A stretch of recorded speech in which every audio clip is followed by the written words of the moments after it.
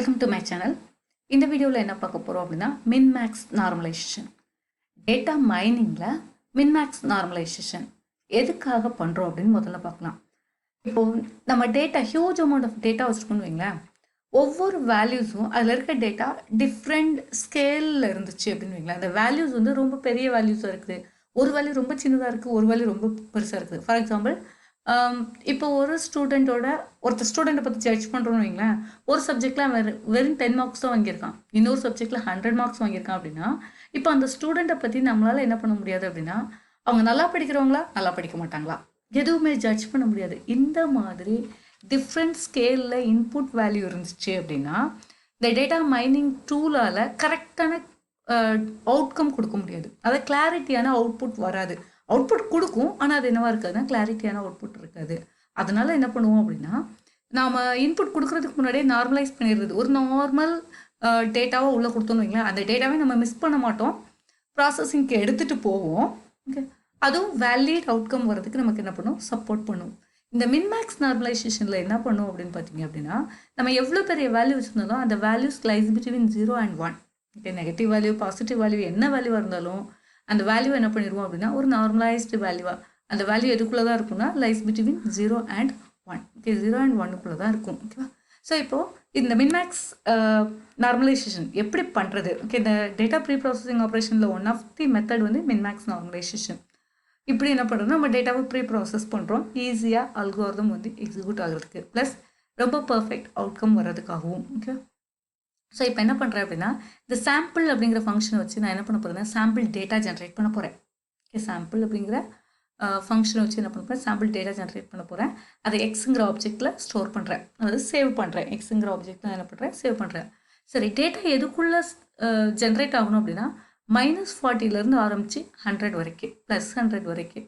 And டோட்டலாக நான் என்ன பண்ணுறேன் அப்படின்னா சைஸ் ஆஃப் திஸ் சாம்பிள், அதாவது சைஸ் ஆஃப் திஸ் டேட்டா எவ்வளோ இருக்கணும் அப்படின்னா 60 எலமெண்ட் எனக்கு ஜென்ரேட் பண்ணி கொடுக்குறது ரேண்டமாக.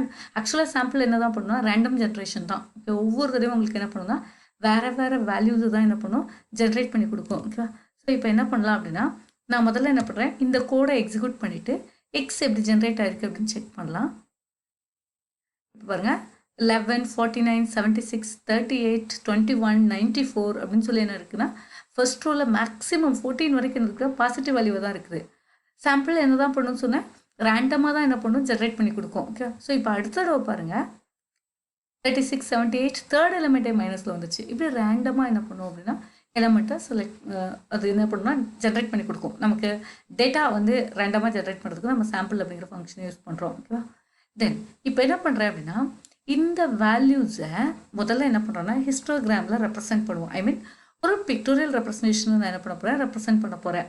ஸோ ஹிஸ்டோகிராம் அப்படிங்கிற ஃபங்க்ஷன் அதுக்கு முதல்ல என்ன டேட்டாவை பாஸ் பண்ணும். ஸோ இப்போ நம்ம ஜென்ரேட் பண்ணி வச்சுக்க எக்ஸ், ஓகே, எத்தனை யூனிட்டாக பிரேக் பண்ணணும், தென் எக்ஸ் ஆக்சஸில் என்ன டைட்டில் கொடுக்கணும், என்ன கலரில் என்னோட பிளாட் ஏரியா என்ன கலரில் வேணும், அதோட மெயின் டைட்டில் என்ன, இதெல்லாமே வந்து ஆட்ரிபியூட்ஸ் ஆஃப் ஹிஸ்டோகிராம் மெத்தட் அல்லது ஃபங்க்ஷன், அதுக்கான ஆட்ரிபியூட்ஸ். ஓகே, இதெல்லாம் பாஸ் பண்ணி எக்ஸிக்யூட் பண்ணலாம்.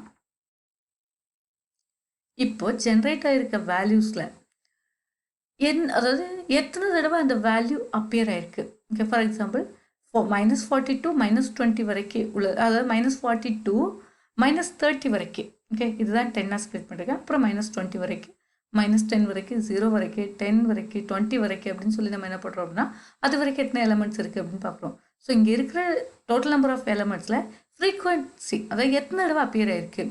இப்போ -40லேருந்து -30க்குள்ளே எத்தனை எலமெண்ட்ஸ் இருக்குது அப்படின்னு பார்த்தீங்கன்னா 4 எலமெண்ட்ஸ் அப்பியர் ஆயிருக்கு. ஃபார் எக்ஸாம்பிள் -35, ஒரு எலமெண்ட் -35, இன்னொரு எலமெண்ட் -31 இங்கே இருக்குது, இன்னொரு எலமெண்ட் -37, இது போக இங்கே கொஞ்சம் எலமெண்ட் ஹிடனாக இருக்குது, அதுக்குள்ளே இன்னொரு எலமெண்ட் இருக்குது போல்.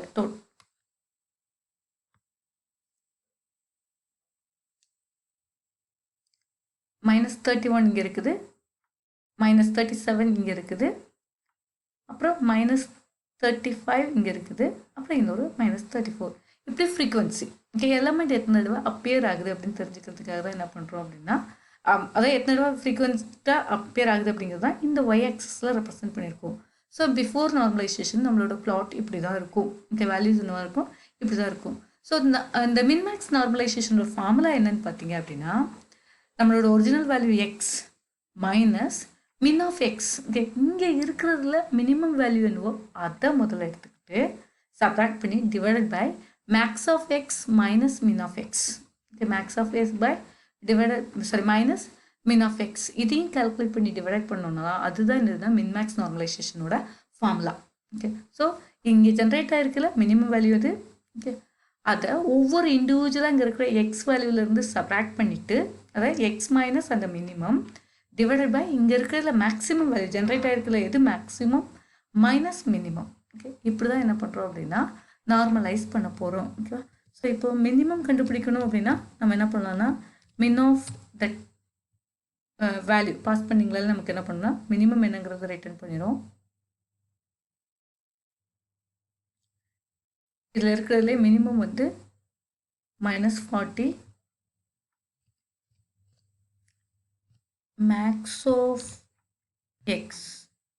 இது நான் ஒவ்வொரு தடவை எக்ஸிக்யூட் பண்ணும்போது இங்கே இருக்கிறதுல வேல்யூஸ் சேஞ்ச் ஆகும். அதனால் ஃபர்ஸ்ட் டைம் இருந்ததுக்கும் இருக்கும் இது டிஃப்ரென்ஸ் இருக்கும். ஓகே, ஸோ இப்போ பாருங்கள் மின் ஆஃப் எக்ஸ் என்னன்னு பார்த்தீங்கன்னா அப்போல்லாம் 40 இருந்துச்சு, -40 இருந்துச்சு, இப்போ என்னது -38. நம்மளோட பிளாட்டுமே சேஞ்ச் ஆகிருக்கும். ஏன்னா இங்கே இருக்கிற எல்லா வேல்யூ ரேண்டமாக தான் ஜென்ரேட் ஆகிட்டே வருது.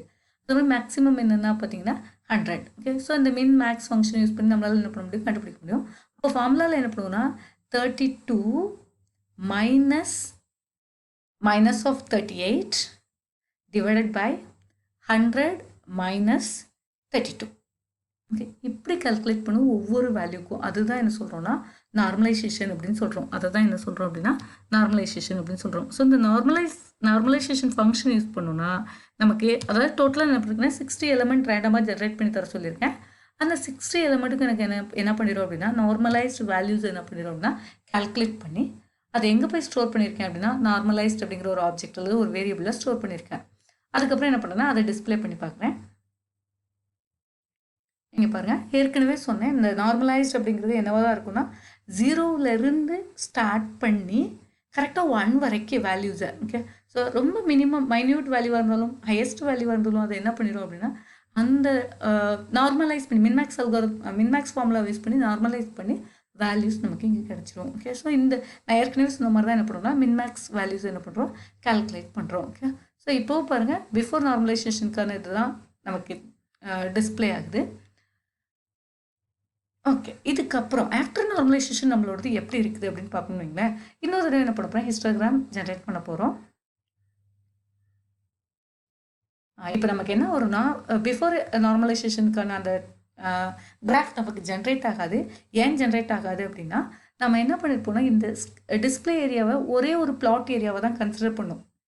அப்போ என்ன பண்ணால் எய்தர் ஃபர்ஸ்ட் ஒன் அல்லது செகண்ட் ஒன் இதில் ஏதாவது ஒன்று தான் நம்மளால் பிளாட் பண்ண முடியும். நான் ரெண்டையும் பிளாட் பண்ண ட்ரை பண்ணதுனால அந்த ஃபர்ஸ்ட் டைம் பிளாட் பண்ணதை ஓவர் ரைட் பண்ணிவிட்டு செகண்ட் நான் ஹிஸ்டோகிராம் ஜென்ரேட் பண்ணுறேன் பாருங்களா, அந்த கிராஃபை இங்கே என்ன பண்ணிடுது பிளாட் பண்ணிடுது. அதனால் நீங்கள் இதை எத்தனை தடவை ரன் பண்ணாலும் என்ன பண்ணுவோம் ஆஃப்டர் நார்மலைசேஷன் இருக்க வேல்யூஸ் தான் வரும். இப்போ ஆஃப்டர் நார்மலைசேஷன் பார்த்தீங்கன்னா பிஃபோர் நார்மலைசேஷன் பார்த்தீங்கன்னா இதோட ரேஞ்ச் 10 இருந்திருக்கும். இப்போ பாருங்கள் 0.1 0.2 அப்படின்னு சொல்லி என்ன பண்ணுவோம் அந்த யூனிட்டுக்கு தான் என்ன பண்ணால் டிவைட் ஆகும். ஏன்னா நம்ம இங்கே என்ன தான் பண்ணியிருக்கோம் அப்படின்னு பார்த்தீங்க அப்படின்னா வேல்யூ 0லேருந்து ஸ்டார்ட் பண்ணி 1 வரைக்கும் தான் இருக்கும்.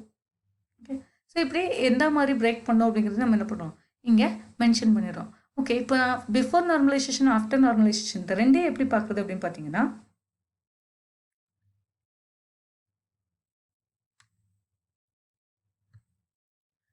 இந்த பிஃபோர் நார்மலைசேஷன் ஆஃப்டர் நார்மலைசேஷன் ரெண்டு ஹிஸ்டோகிராமே எப்படி ஒரே ஸ்க்ரீனில் டிஸ்பிளே பண்ணுறது அப்படின்னு பார்த்தீங்கன்னா இந்த பார் அப்படின்னு சொல்லி ஒரு ஃபங்க்ஷன் இருக்குது. இந்த பார் ஃபங்க்ஷன் என்ன பண்ணோம்னா நமக்கு எத்தனை நம்பர் ஆஃப் ரோஸ், அதாவது இந்த ஸ்க்ரீனை நான் எத்தனை நம்பர் ஆஃப் ரோஸ் அண்ட் காலம்ஸாக ஸ்ப்ளிட் பண்ணோம், அப்போ அத்தனை நம்பர் ஆஃப் பிளாட் ஏரியா எனக்கு கிடச்சிரும்.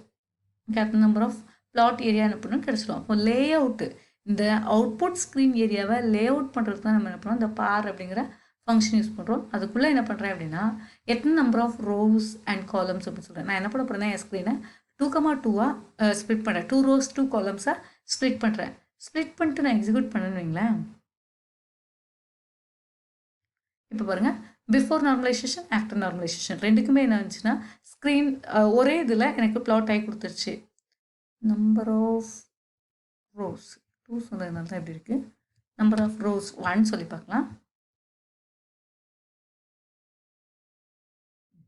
இப்போ பாருங்க ஒன் ரோ 2 காலம்ஸ் அப்படின்னு சொன்னதுனால பிஃபோர் நார்மலைசேஷன் ஆஃப்டர் நார்மலைசேஷன் டைட்டிலோட நமக்கு டேட்டா வந்து பிளாட் ஆகிருக்கும். பட் ஸ்பேஸ் கம்மியாக இருக்கிறதுனால நமக்கு ஸ்ட்ரிங் ஆயிடுச்சு. ஸ்க்ரீன் என்ன ஆயிடுச்சு, ஸ்ட்ரிங் ஆயிடுச்சு, அவ்வளோதான்.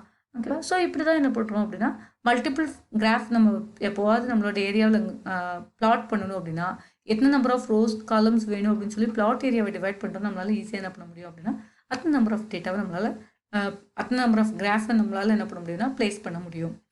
ஓகே, உங்களுக்கு இப்போ வந்து மின்மேக்ஸ் நார்மலைசேஷன் எப்படின்னு புரிஞ்சிருக்கும்னு நினைக்கிறேன். பிஃபோர் நார்மலைசேஷன் தான் நம்ம கிராஃப் இப்படி தான் இருக்கும். ஆஃப்டர் நார்மலைசேஷன் அப்படின்னா டேட்டா எல்லாமே பாருங்கள், இங்கே பாருங்கள், இங்கே ரொம்ப மினிமம் வேல்யூலாம் இருக்குது. ஆனால் இங்கே பாருங்கள் எல்லாமே ஒரு மாதிரி ஆவரேஜாக இருக்குது. இந்த மாதிரி வேல்யூஸ் வந்து டேட்டாவில் ரொம்ப அஃபெக்ட் பண்ணாமல் இருக்கிற அளவுக்கு, அதாவது அவுட்லயர்ஸ் அப்படின்னு சொல்லுவாங்க. அந்த மாதிரி அவுட்லயர்ஸ்லாம் இல்லாமல் டேட்டாவை எடுத்துகிட்டு போகிறதுக்காக தான் நம்ம என்ன பண்ணுறோம், மின்மேக்ஸ் நார்மலைசேஷன் அல்காரிதம் யூஸ் பண்ணுறோம். ஓகே, உங்களுக்கு இந்த வீடியோ பிடிச்சிருக்குன்னு நினைக்கிறேன். பிடிச்சிருந்துச்சா மறக்காமல் லைக் பண்ணுங்கள், அப்படியே உங்கள் ஃப்ரெண்ட்ஸ்க்கு ஷேர் பண்ணுங்கள். தேங்க்யூ.